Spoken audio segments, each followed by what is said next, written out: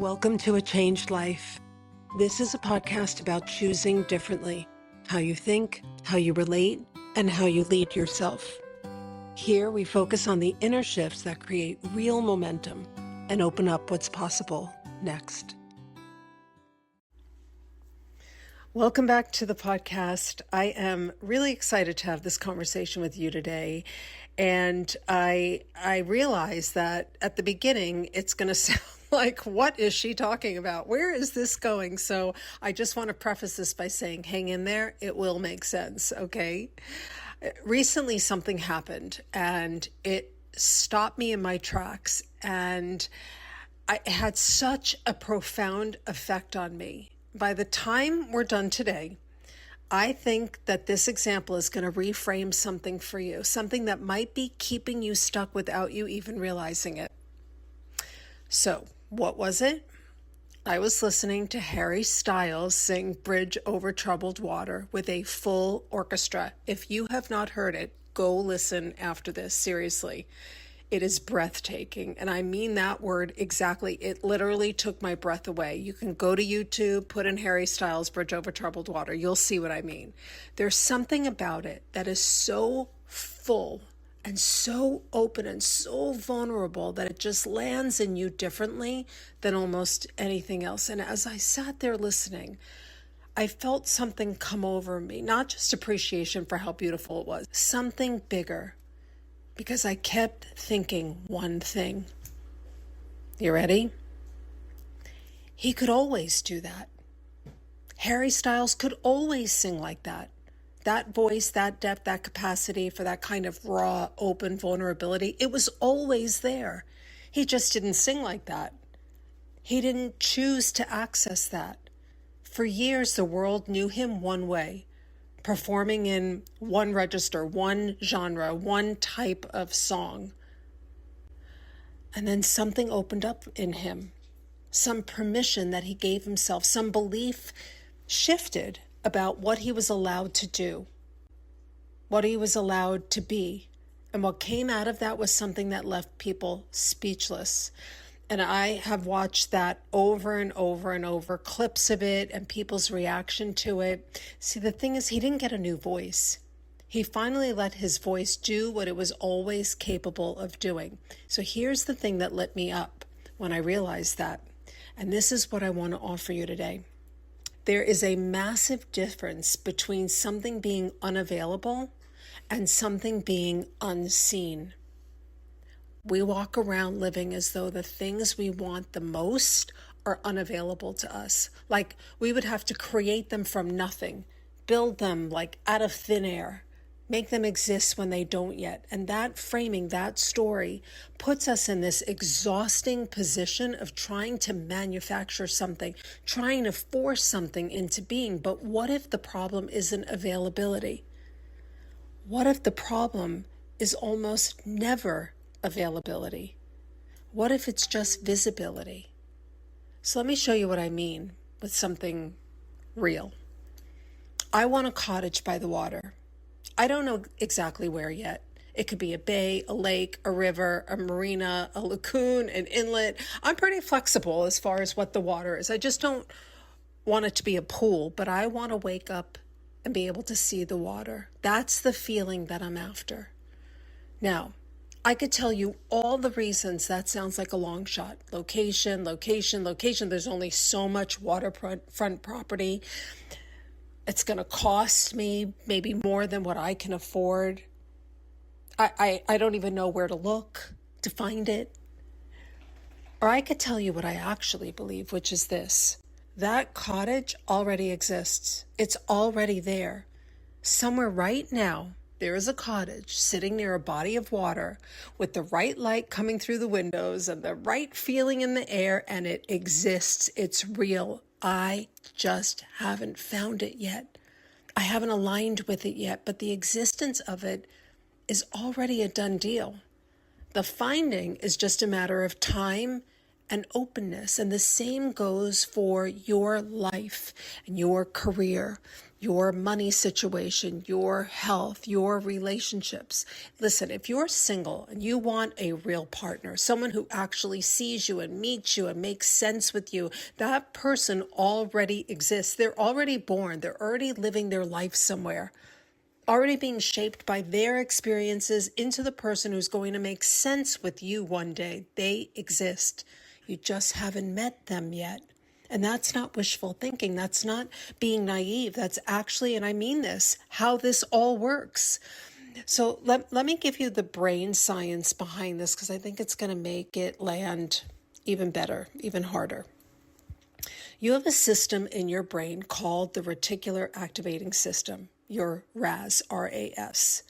And its job is to filter, because your brain is receiving millions and millions of pieces of information every single second. It can't consciously process all of it. So the RAS decides what gets through and what gets screened out. And here's how it makes that decision. It filters based on what you believe matters, what you're focused on, what you're looking for evidence for.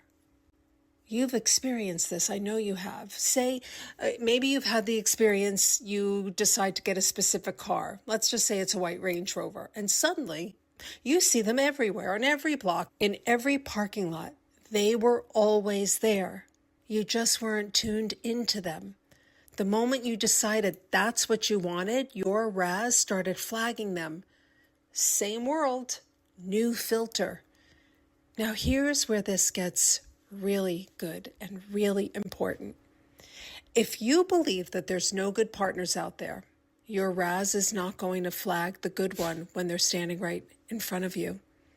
Not because they're not there, because your filter isn't set to see them. Your brain is literally collecting evidence for what you already believe. And it's very, very good at its job. So the phrase that we grew up with, I'll believe it when I see it, is actually working against you, because that's not how the brain operates. It's backwards.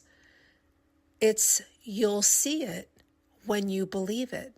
The belief has to come first. The belief sets the filter. The filter determines what evidence your brain is going to collect. The evidence confirms the belief. It's a loop. It's always been a loop. The only question is, which loop are you running right now? See, Harry Styles, going back to Harry, he didn't wake up one day with a new voice. He woke up with a new belief about what his voice was allowed to do, what he was allowed to express, how fully he was allowed to show up. And when that belief shifted, what was always available finally became visible, finally real, finally expressed. That's what I want for you. Not to manufacture something that doesn't exist, not to positive think your way into something disconnected from reality, but to genuinely open to the possibility that what you want is already out there, already real, already waiting, and the gap between you and it is not about availability. It's about what you're tuned into. It's about what your brain has been instructed to find. So start there. Start with believing it's possible. Start with examining what your beliefs are about life, about you, about people, about choices, about money, about your health. Look at your beliefs, not performing beliefs, not faking it, but genuinely doing the work to shift what you think is true about what's available to you. Start acting from the version of you who already knows the cottage exists, who already knows that that person's out here, there, who already knows that the voice that stopped people cold when Harry Styles opened his mouth, that lives in you too, because it does. You see, I don't own that cottage yet, but I have pictures upon pictures upon pictures upon links to products of all the things that I love for that cottage. And that is my example of living from the end, of living as though it's already done, because I know that I am going to land on a cottage by water. Don't know what water, don't know where, don't know when, but I know that I will. And these are the things that I see, that I envision being in that space. See what I'm saying? It already exists. It always did. Now you're just learning to tune into it. The thing that got me in that moment, sitting there listening to that performance, wasn't just how beautiful it was.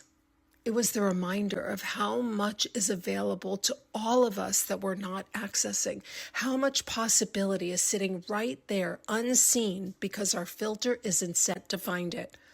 How many versions of ourselves are waiting on the other side of a belief that we haven't updated yet? It already exists. You don't have to create it from nothing. You just have to tune into it. And if this shifted something for you today, and you probably can tell by the way that I delivered this today, how lit up and excited this topic makes me. If it moved you, something in you opened up, helped you to see a possibility that you've been screening out, share this episode with someone who you believe needs to hear it, because someone in your life is running the wrong loop and they need to know that they can change the channel.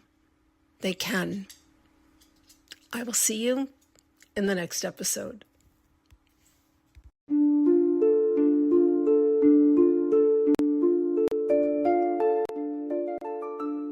If something in today's episode resonated with you, you'll find a link in the show notes to book a free consultation call. Or you can visit elisecraft.com to explore my programs and free resources. Nothing changes until you do. And when you do, everything does. This is a changed life. Not all at once, but for good.